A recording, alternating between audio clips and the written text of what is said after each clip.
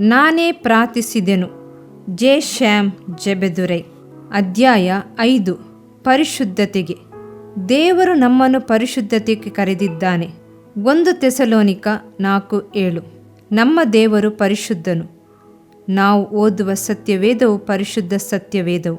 ದೇವರು ನಮಗೆ ಕೊಟ್ಟಿರುವ ಆತ್ಮನಾದಾತನು ಪರಿಶುದ್ಧಾತ್ಮನು. ದೇವರು ನಮ್ಮನ್ನು ಕರೆಯುವ ಕರೆಯುವಿಕೆಯು ಪರಿಶುದ್ಧಾತ್ಮನು. ಆದರೆ ಈ ಲೋಕವಾದರೂ ಅಶುದ್ಧತೆಯಲ್ಲಿ ಬಿದ್ದಿರುತ್ತದೆ.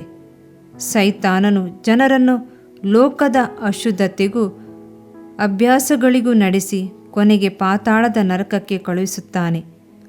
ಅವನ ಹೆಸರೇ ಅಬದ್ದೋನನೆಂದು. ಪರಿಶುದ್ಧತೆಗೆ ವಿರೋಧವಾಗಿ ಕ್ರಿಯೆ ಮಾಡುವುದೇ ಅವನ ಪೂರ್ಣ ಉದ್ದೇಶ. ಅದೇ ಸಮಯದಲ್ಲಿ ನಾವು ಪರಿಶುದ್ಧವಾದ ಬೆಳಕುಳ್ಳ ಪರಲೋಕ ರಾಜ್ಯವನ್ನು ಸೇರುವುದಕ್ಕೆ ಕರೆಯಲ್ಪಟ್ಟಿದ್ದೇವೆ ಎಂಬುದನ್ನು ನಾವು ಮರೆಯಬಾರದು. ಪರಲೋಕವು ಸಂಪೂರ್ಣವಾಗಿ ದೇವರ ಪರಿಶುದ್ಧತೆಯಿಂದ ತುಂಬಲ್ಪಟ್ಟಿದೆ. ಪರಿಶುದ್ಧ ದೇವದೂತರುಗಳು ಅಲ್ಲಿ ದೇವರನ್ನು ಹಗಲಿರುಳು ಸ್ತುತಿಸುತ್ತಿರುತ್ತಾರೆ. ಅದರಲ್ಲಿ ಹೊಲೆಯಾದುದೊಂದು ಸೇರುವುದಿಲ್ಲ. ಅಸಹ್ಯವಾದುದನ್ನು ಸುಳ್ಳಾದುದನ್ನು ನಡೆಸುವವನು ಅಲ್ಲಿ ಸೇರುವುದಿಲ್ಲ. ಪ್ರಕಟಣೆ 21:27.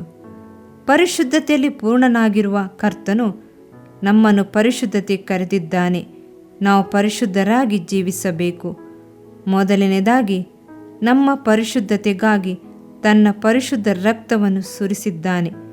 ಏಕೆಂದರೆ ಲೋಕವು ಭಯಂಕರವಾದ ಕೆಟ್ಟತನದಲ್ಲಿ ಮುಳುಗಿದೆ ಎಂದು ಎಲ್ಲರೂ ಪಾಪ ಮಾಡಿ ದೇವ ಮಹಿಮೆಯನ್ನು ಹೊಂದದೇ ಹೋಗಿದ್ದಾರೆ. ಆದುದರಿಂದ ಮಾನವನ ಪಾಪಗಳು, ಅಕ್ರಮಗಳು, ಜಾರತ್ವ, ಬಂಡುತನ ಎಲ್ಲ ಕೆಟ್ಟ ಯೋಜನೆಗಳಿಂದ ತೊಳೆಯುವುದಕ್ಕಾಗಿ ತನ್ನನ್ನು ತಾನೇ ಶಿಲುಬೆಯಲ್ಲಿ ಅರ್ಪಿಸಿದ್ದಾನೆ. ತನ್ನ ಪರಿಶುದ್ಧ ರಕ್ತವನ್ನು ಸುರಿಸಿದ್ದಾನೆ. ಸತ್ಯವೇದವು ಹೇಳುತ್ತದೆ, ನಮ್ಮ ಪಾಪಗಳನ್ನು ಒಪ್ಪಿಕೊಂಡು ಅರಿಕೆ ಮಾಡಿದರೆ ಆತನು ನಂಬಿಗಸ್ತನು ನೀತಿವಂತನು ಆಗಿರುವುದರಿಂದ ನಮ್ಮ ಪಾಪಗಳನ್ನು ಕ್ಷಮಿಸಿಬಿಟ್ಟು ಸಕಲ ಅನೀತಿಯನ್ನು ಪರಿಹರಿಸಿ ನಮ್ಮನ್ನು ಶುದ್ಧಿ ಮಾಡುವನು. 1 ಯೋಹಾನ 1:7-9. ಎರಡನೇದಾಗಿ ನಮ್ಮನ್ನು ಪರಿಶುದ್ಧಪಡಿಸುವುದಕ್ಕಾಗಿ ಕರ್ತನು ಪರಿಶುದ್ಧ ಸತ್ಯವೇದವನ್ನು ಕೊಟ್ಟಿದ್ದಾನೆ. ಇವರನ್ನು ಸತ್ಯದಲ್ಲಿ ಸೇರಿಸಿ ಪ್ರತಿಷ್ಠೆಪಡಿಸು. ನಿನ್ನ ವಾಕ್ಯವೇ ಸತ್ಯವು. ಯೋಹಾನ 17:17. ದೇವ ಮಗುವೆ, ಅನುದಿನವೂ ದೇವರ ವಾಕ್ಯವನ್ನು ಓದಿ ಆ ವಾಕ್ಯದ ಬೆಳಕಿನಲ್ಲಿ ನಿನ್ನನ್ನು ಪರೀಕ್ಷಿಸಿಕೊ. ಆಗ ಆ ವಾಕ್ಯವು ನಿನ್ನನ್ನು ಪರಿಶುದ್ಧಪಡಿಸುವುದು. ಮೂರನೇದಾಗಿ ನಮ್ಮನ್ನು ಪರಿಶುದ್ಧಪಡಿಸುವುದು ಕರ್ತನ ಆತ್ಮನು. ಆತ ನಮ್ಮ ಅಂತರಿಂದ್ರಿಯಗಳನ್ನು ಪರೀಕ್ಷಿಸುವನು. ಕಣ್ಣಿನಲ್ಲಿ ಬಿದ್ದ ಧೂಳು ಹೊರಗೆ ಬರುವವರೆಗೂ ತಿಕ್ಕಿಕೊಂಡು ನಂತರ ಅದು ಕಣ್ಣಿನಿಂದ ಹೊರಗೆ ಬರುವವರೆಗೂ ಪ್ರಯತ್ನಿಸುತ್ತೇವೆ. ಹಾಗೆಯೇ ಪವಿತ್ರಾತ್ಮನ ಪ್ರಸನ್ನತೆಯಿಂದ ಪಾಪಗಳು ನೀಗುತ್ತವೆ. ತಪ್ಪಿತಸ್ಥ ಮನೋಭಾವವು ಹೊರಟು ಹೋಗುತ್ತದೆ. ಮನಸ್ಸಾಕ್ಷಿಯು ನಮ್ಮನ್ನು ಬಾಧಿಸುವುದಿಲ್ಲ. ನಾವು ಪ್ರಾರ್ಥಿಸುವಾಗ ಆತ್ಮನಾದಾತನು ತನ್ನ ಆತ್ಮದಿಂದ ನಮ್ಮನ್ನು ತೊಳೆದು ಶುದ್ಧ ಮಾಡುತ್ತಾನೆ. ಸತ್ಯವೇದವು ಹೇಳುತ್ತದೆ, ನಿಮ್ಮಲ್ಲಿ ಕೆಲವರು ಅಂಥವರಾಗಿದ್ದೀರಿ.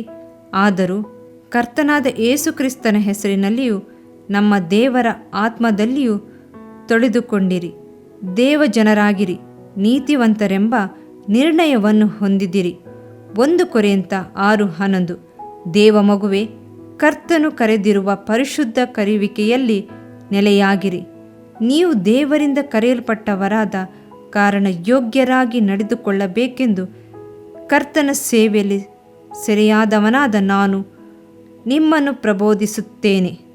ಎಫೆಸ 4:1-3. ಇದರಿಂದ ನಿನ್ನ ದೇಹಕ್ಕೆ ಆರೋಗ್ಯವು, ಎಲುಬುಗಳಿಗೆ ಸಾರವು ಉಂಟಾಗುವವು. ಜ್ಞಾನೋಕ್ತಿಗಳು 3ನೇ ಅಧ್ಯಾಯ 8ನೇ ವಾಕ್ಯ. ಪ್ರಿಯ ವೀಕ್ಷಕರೇ ಮತ್ತು ಕರ್ತನಲ್ಲಿ ಸಹೋದರ ಸಹೋದರಿಯರೇ, ನೀವು ನಮ್ಮ ಈ ಕಾರ್ಯಕ್ರಮವನ್ನ ವೀಕ್ಷಿಸಿದ್ದಕ್ಕಾಗಿ ದೇವರ ನಾಮದಲ್ಲಿ ನಿಮಗೆ ವಂದನೆಗಳು. ದೇವರ ವಾಕ್ಯವು ನಮ್ಮ ಎಲುಬಿಗೆ ಬಲವೂ ಸಾರವೂ ಆಗಿದೆ. ಎಂದು ಸತ್ಯವೇದವು ಹೇಳುವಂತೆ ಈ ಕಾರ್ಯಕ್ರಮವು ನಿಮಗೆ ಆಶೀರ್ವಾದಕರವಾಗಿದೆ ಎಂದು ನಂಬುತ್ತೇವೆ. ಪ್ರಿಯ ವೀಕ್ಷಕರೇ, ನಮ್ಮ ಈ ಸೇವೆಗಾಗಿ ಪ್ರಾರ್ಥಿಸಿರಿ ಮತ್ತು ಎಲ್ಲಾ ಕಾರ್ಯಕ್ರಮಗಳನ್ನ ಇತರರೊಂದಿಗೆ ಶೇರ್ ಮಾಡಿರಿ. ಅದೇ ರೀತಿಯಾಗಿ ನಮ್ಮ ಈ ಯೂಟ್ಯೂಬ್ ಚಾನೆಲ್ ಅನ್ನು ಸಬ್ಸ್ಕ್ರೈಬ್ ಮಾಡಿರಿ ಹಾಗೂ ಲೈಕ್ ಮಾಡಿ. ನಿಮ್ಮ ಅನಿಸಿಕೆಗಳನ್ನು ಕಮೆಂಟ್ ಬಾಕ್ಸ್ನಲ್ಲಿ ನಮಗೆ ತಿಳಿಯಪಡಿಸಿ. ನಮ್ಮ ಸಂಖ್ಯೆ 7022104605. ಈ ಸಂಖ್ಯೆಗೆ ಕರೆ ಮಾಡಿರಿ. ಒಬ್ಬ ಪಾಪಿಯ ಪ್ರಾರ್ಥನೆ. ಯೇಸುವನ್ನು ರಕ್ಷಕನಾಗಿ ಅಂಗೀಕರಿಸಲು ಮಾಡಬೇಕಾದ ಪ್ರಾರ್ಥನೆ.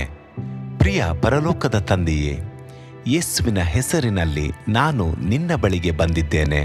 ನನ್ನ ಬಳಿಗೆ ಬರುವವರನ್ನು ನಾನು ತಳ್ಳಿಬಿಡುವುದೇ ಇಲ್ಲ.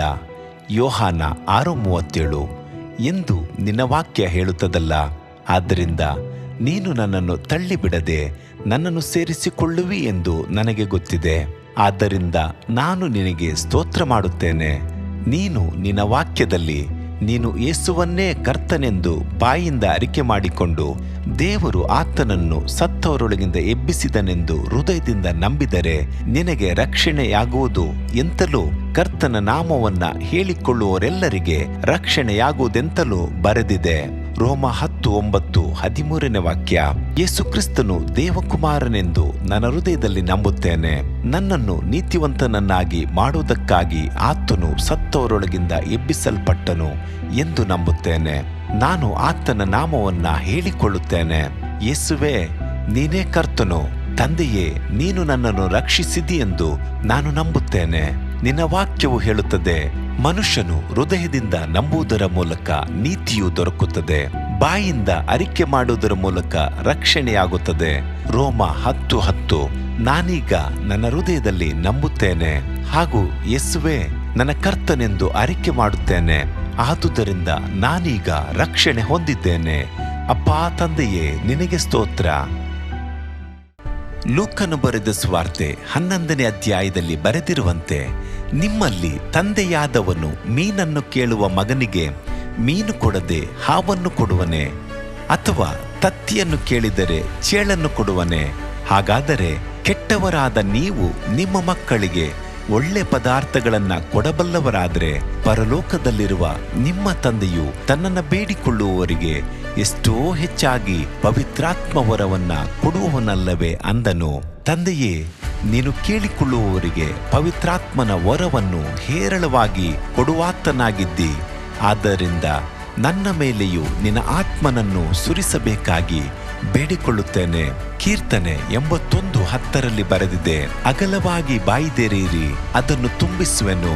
ಕರ್ತನೇ, ನನ್ನನ್ನು ಪವಿತ್ರಾತ್ಮನಿಂದ ತುಂಬಿದಂತ ನೀನು ನನ್ನನ್ನು ಅನ್ಯ ಭಾಷೆಯ ವರದಿಂದಲೂ ತುಂಬುವವನಾಗಿದ್ದಿ ಎಂದು ನಂಬುತ್ತೇನೆ.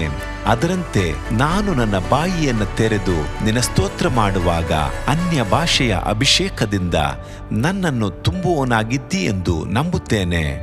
ಈಗ ನೀವು ನಿಮ್ಮ ಬಾಯಿಯನ್ನು ತೆರೆದು ಮಾತನಾಡುವಾಗ ಪವಿತ್ರಾತ್ಮನು ನಿಮ್ಮ ಬಾಯಿಯನ್ನು ತನ್ನ ಭಾಷೆಯಿಂದ ತುಂಬುವವನಾಗಿದ್ದಾನೆ. ಇದು ದೇವರ ಭಾಷೆಯಾಗಿದೆ. ಈ ಅಭಿಷೇಕವನ್ನ ಹೊಂದಿಕೊಳ್ಳಲು ನೀವು ನಿಮ್ಮ ಸ್ವರವನ್ನ ಉಪಯೋಗಿಸಬೇಕು. ಅದರಿಂದ ನೀವು ನಿಮ್ಮ ಬಾಯನ್ನು ತೆರೆದು ದೇವರಿಗೆ ಸ್ತೋತ್ರ ಮಾಡುವಾಗ ದೇವರು ನಿಮ್ಮನ್ನು ಅನ್ಯ ಭಾಷೆಯ ವರದಿಂದ ತುಂಬುವವನಾಗಿದ್ದಾನೆ. ಪ್ರಿಯರೇ, ಈಗ ನೀವು ಪವಿತ್ರಾತ್ಮನಿಂದ ತುಂಬಲ್ಪಟ್ಟ ಆತನ ಪ್ರಿಯ ಮಕ್ಕಳಾಗಿದ್ದೀರಿ. ದೇವರ ನಾಮಕ್ಕೆ ಸ್ತೋತ್ರವಾಗಲಿ.